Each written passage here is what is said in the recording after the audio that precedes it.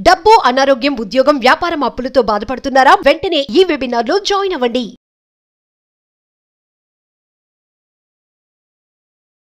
నమస్తే, welcome to Suman TV. ప్రస్తుతం మనతో పాటు లా ఆఫ్ అట్రాక్షన్, మనీ ఇంకా లైఫ్ స్కిల్స్ కోచ్ అయిన డాక్టర్ బ్రహ్మశ్రీ జేకేఆర్ గారు ఉన్నారు. వీరితో ఈరోజు కొన్ని విషయాల గురించి మనం డిస్కస్ చేద్దాం. హలో గురుగారు, నమస్తే. నమస్తే అమ్మా. గురుగారు, లా ఆఫ్ అట్రాక్షన్ చెప్పినప్పుడల్లా మీరు విశ్వం, యూనివర్స్ ని కనెక్ట్ అయి ఉండాలి అని అంటూ ఉంటారు. అవునమ్మా. మనం విశ్వాన్ని ఎంత ఆకర్షిస్తే మనకి మేనిఫెస్టేషన్ అంత త్వరగా అండ్ అంత సక్సెస్ఫుల్ గా జరుగుతుంది అని చెప్తారు. అవును. అయితే ఈ విశ్వాన్ని మనం ఆకర్షించాలి అంటే ఎలా? మంచి కోసంరా. ఇప్పుడు మనలో కొన్ని ప్రత్యేకించి మన కోరికలు తీర్చుకోవాలి అంటే కొన్ని ఆలోచనలు ఉండాలి. ఏమిటి అని అంటే, ఫస్ట్ మీ కోరిక ఏమిటో అది ఎలా తీర్చుకోవాలనేది ఒక ప్లానింగ్ ఉండాలి. తెలియదు. యూనివర్స్ కి మనం వివరించాలి మనసులో. అంటే యూనివర్స్ దగ్గరికి వెళ్ళి నాకు ఇది కావాలని అక్కర్లా, మీరే ముందు ప్లాన్ చేసుకోవాలి.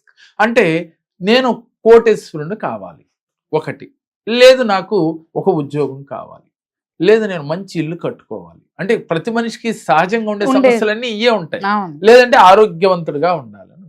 అయితే అది ఉండాలని మనం రోజు అనుకుంటే, విజువలైజేషన్ చేస్తేనో అఫర్మేషన్ చేస్తేనో ఈజీగా తీరవు. దానికి ఎలా చేయాలి? ప్రతినిత్యం యూనివర్స్ తో కనెక్ట్ అవ్వాలి అంటే మీలో మీరు అనుకున్న దానిపైన ప్రగాఢ విశ్వాసం ఉండాలి. మీరు అనుకున్న కోరికను తీర్చాలి, తీర్చుకోగలను అని నమ్మకం ఉండాలి. తర్వాత ధైర్యం ఉండాలి. తర్వాత కార్యాచరణ ఉండాలి. ఇవన్నీ తోడైతేనే యూనివర్స్ మీకు కనెక్ట్ అవుతుంది.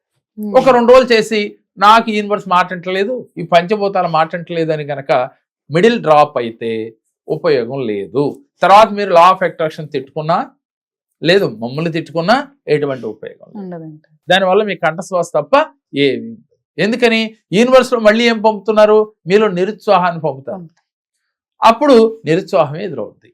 కాబట్టి ఒక మనిషి ఉన్నతంగా ఎదగాలి అనుకున్న ప్రతి ఒక్కరూ కూడా ముందు ఇవి పాటించాలి.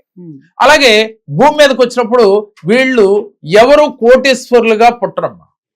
ఎవరో గోల్డెన్ స్పూన్ తో పుట్టేది కొంతమందికి మాత్రమే అవకాశం ఉంటుంది. మరి మ్యాక్సిమం 70-80% అనేది కామన్ పీపుల్ గానే ఎక్కువ పుడతారు.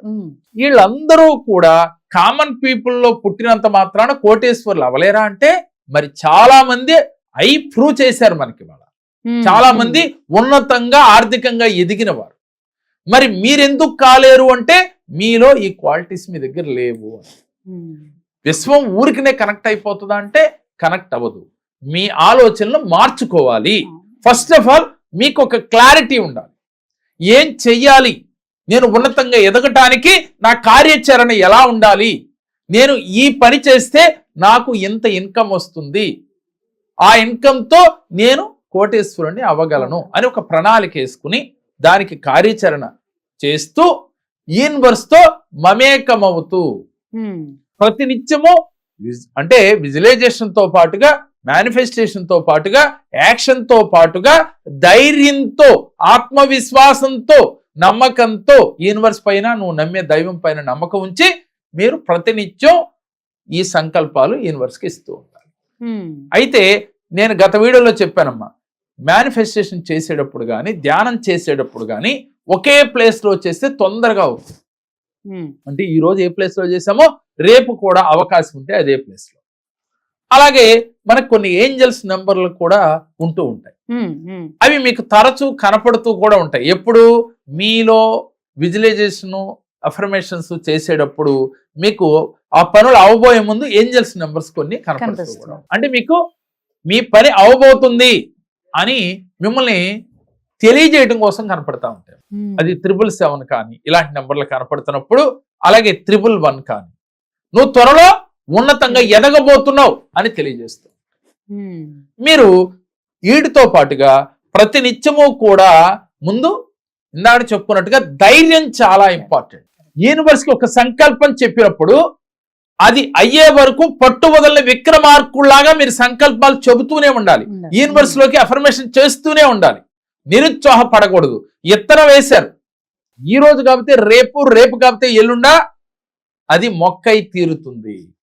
చేయటం వరకే మీ బాధ్యత. ఎప్పుడు వస్తుంది అని గనక మీ మనసులో ఘర్షణ జరుగుతూ ఉంటే ఆకర్షణ రాదు, రాదు. డౌట్ పడకూడదు.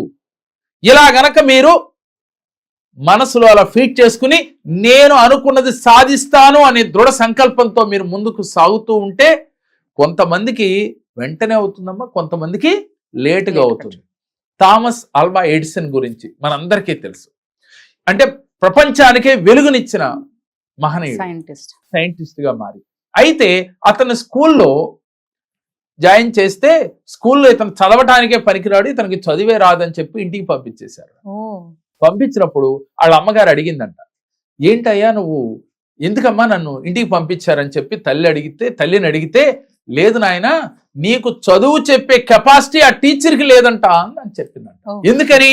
కొడుకు మనసులో నెగిటివ్ నింపకూడదు, పాజిటివ్ ఆలోచన ఉండాలి అనే ఉద్దేశంతో నీకు చదువు చెప్పే కెపాసిటీ ఆ టీచర్కి లేదు అనే విషయం చెప్పేసరికి అవునా అని చెప్పి స్వయంగా తల్లి దగ్గరే ఆయన విద్యను అభ్యసించి నేర్చుకుని ఏదో సాధించాలనే తపనతో, అంటే ఒక నిరుపేద కుటుంబంలో పుట్టిన వ్యక్తి మరి ప్రపంచానికే బొలుపును కనుగొని వెలుగునిచ్చాడు.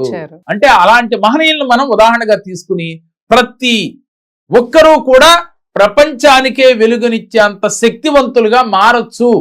ఎవరు ఎన్నుకున్న వృత్తుల్లో వారు మారాలి. అంటే ప్రగాఢ విశ్వాసం, నమ్మకం, ధైర్యం, అలాగే నువ్వు నమ్ముకున్న సంకల్పం ఏమిటో, చేయాలనుకున్న సంకల్పం ఏమిటో ఆ సంకల్పాన్ని పదే పదే యూనివర్స్ లోకి పంపిస్తూ పాజిటివ్ ఆలోచన చేస్తూ మీరు ధైర్యంతో ముందుకు సాగితే ఏదొక రోజు మీకు విజయం వరించి తీరుతుందమ్మా. యూనివర్స్ తో మమేకం అవటం అంటే ఈ విధంగా మీరు చేస్తే కోరిక తీరని వాడంటూ ఎవరు ఉండరు. తీరలేదని బాధపడే వాళ్ళందరూ మిడిల్ డ్రాప్ అయిపోయిన వాళ్ళు, లేకపోతే మనసులో ఘర్షణ వచ్చి ఆకర్షణ లేక బాధపడేవాళ్ళు, డౌట్ వచ్చి మనం జీవితంలో ఏమి సాధించలేమని మిడిల్ డ్రాప్ చేసిన వాళ్ళందరూ కూడా నాకేమీ అవలేదని చెప్తుంటారు. మరి ఇప్పటికైనా మీరు ఈ విధంగా ఫాలో అవ్వండి, మెడిటేషన్ చేయండి, సంకల్పం చేయండి, ధైర్యంతో ఆత్మవిశ్వాసంతో ముందుకు వెళితే కోరుకున్న విజయం మీకు తప్పకుండా లభించి తీరుతుంది. ధన్యవాదాలు. నమస్తే అమ్మా.